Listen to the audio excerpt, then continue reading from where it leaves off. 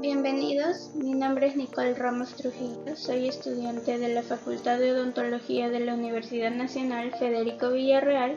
y el día de hoy hablaré sobre los aspectos destacados de las actualizaciones detalladas de las guías de la American Heart Association para reanimación cardiopulmonar y atención cardiopulmonar de emergencia.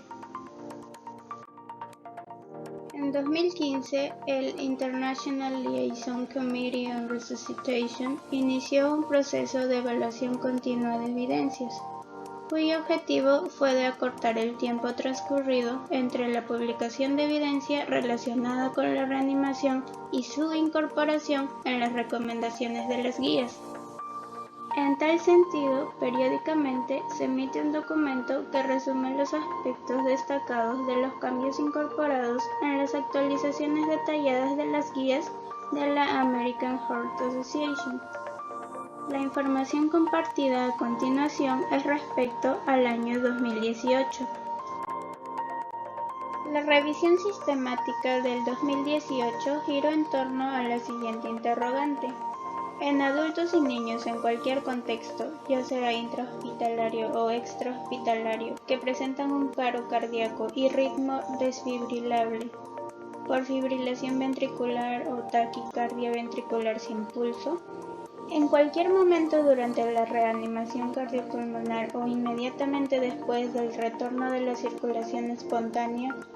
existen evidencias de que administrar un fármaco antiarrítmico por vía intravenosa o intraósea durante la reanimación cardiopulmonar o inmediatamente después, en la hora siguiente, del retorno de la circulación espontánea afecta a los resultados del paciente en comparación con la administración de cualquier otro fármaco antiarrítmico, con la administración de un placebo o con la ausencia de fármacos durante la reanimación cardiopulmonar o inmediatamente después del retorno de la circulación espontánea. Los resultados obtenidos respecto a la interrogante se clasificaron según su clase de recomendación en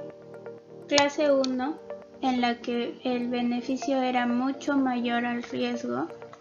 clase 2A o moderada, en la que el beneficio podía ser mayor al riesgo, clase 2B o baja, en la que el beneficio podía ser mayor o igual al riesgo, clase 3 sin beneficio, moderada, en la que el beneficio era igual al riesgo, y clase 3 perjuicio, alta, en la que el riesgo era mayor al beneficio. Según su nivel de evidencia podía categorizarse en nivel A, en el que la evidencia era de alta calidad, nivel B aleatorizado, en el que la evidencia era de calidad moderada, nivel B no aleatorizado, nivel C con datos limitados y nivel C basado en la opinión de expertos con experiencia clínica. El primer punto a desarrollar fue el uso de fármacos antiarrítmicos durante la reanimación en casos de paro cardíaco con fibrilación ventricular o taquicardia ventricular sin pulso en adultos. Como se observa en el cuadro, en el año 2015 las recomendaciones mostraron que se podía considerar la administración de amiodarona en casos de fibrilación ventricular o taquicardia ventricular sin pulso que no respondan a la reanimación cardiopulmonar, a la desfibrilación ni al tratamiento con vasopresores. Esta información presentó una calidad de evidencia moderada. Por otro lado, se menciona que se puede considerar la administración de lidocaína como alternativa a la amiodarona en casos de fibrilación ventricular o taquicardia ventricular sin pulso que no respondan a la reanimación cardiopulmonar, a la desfibrilación ni al tratamiento con vasopresores. Sin embargo, esta información presentó datos limitados. Ya para la actualización del 2018, el grupo de redacción evaluó un nuevo ensayo de gran tamaño controlado, aleatorizado y extrahospitalario que comparaba una formulación de amiodarona basada en captisol frente a la lidocaína o un placebo en pacientes con fibrilación ventricular o taquicardia ventricular sin pulso. Los resultados demostraron que el retorno de la circulación espontánea era mayor en pacientes que habían recibido lidocaína comparado al de los pacientes que habían recibido placebo. Además, la supervivencia hasta el ingreso hospitalario era superior con cualquiera de los fármacos en comparación con el placebo. Por ello, se recomendó en la actualización la lidocaína como alternativa a la amiodarona y se agregó al algoritmo de soporte vital cardiovascular avanzado. Respecto a las recomendaciones acerca del magnesio, las guías del 2010 mencionaron que cuando el paro cardíaco con fibrilación ventricular o taquicardia ventricular sin pulso se asocia con puntas retorcidas, los profesionales de la salud pueden administrar un bolo intravenoso o intraóseo de sulfato de magnesio con una dosis de 1 a 2 gramos diluidos en 10 mililitros de 5% de dextrosa en agua.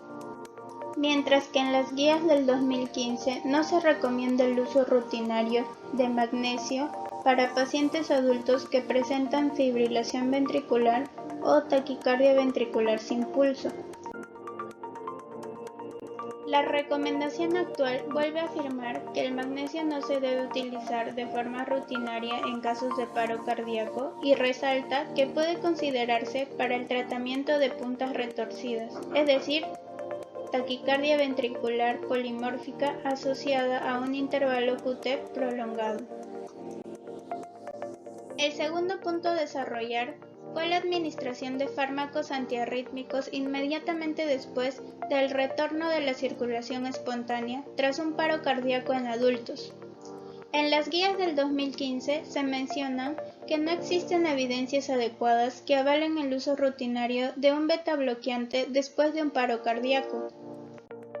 Sin embargo, se puede considerar el inicio o el mantenimiento de la administración de un beta bloqueante por vía oral o intravenosa poco después de la hospitalización a raíz de un paro cardíaco causado por fibrilación ventricular o taquicardia ventricular sin pulso. Por otro lado, la revisión sistemática realizada para la actualización del 2018 resultó en que no hay evidencias suficientes para avalar o descartar el uso rutinario de beta bloqueantes de forma temprana tras el retorno de la circulación espontánea en la primera hora. Respecto a las recomendaciones acerca de la lidocaína, las guías del 2015 mencionan que no existen evidencias adecuadas que avalen el uso rutinario de lidocaína después de un paro cardíaco. Sin embargo, se puede considerar el inicio o el mantenimiento de la administración de lidocaína inmediatamente después del retorno de la circulación espontánea tras un paro cardíaco causado por fibrilación ventricular o taquicardia ventricular sin pulso. Para las guías del 2018 se concluyó que, a pesar de que las evidencias son insuficientes para avalar el uso rutinario de lidocaína, hay situaciones en las que la recurrencia de la fibrilación ventricular y taquicardia ventricular sin pulso sería complicada de controlar debido a cuestiones de logística, por ejemplo, durante el traslado de los servicios de emergencias médicas. En ese tipo de casos se puede considerar la administración de lidocaína. Respecto al soporte vital avanzado pediátrico y el uso de fármacos antiarrítmicos durante la reanimación en casos de paro cardíaco pediátrico con fibrilación ventricular o taquicardia ventricular sin pulso, el resumen y la revisión sistemática identificaron solo un estudio de registro acerca de la administración de fármacos durante la reanimación. Este estudio comparaba los resultados asociados al uso de amiodarona o lidocaína durante la reanimación intrahospitalaria tras un paro cardíaco. Sin embargo, no se encontraron diferencias significativas en la supervivencia al alta hospitalaria entre los pacientes que habían recibido amiodarona y los que habían recibido lidocaína, por lo que no han habido cambios respecto a las recomendaciones del 2015. Eso ha sido todo por el día de hoy. Muchas gracias por su atención.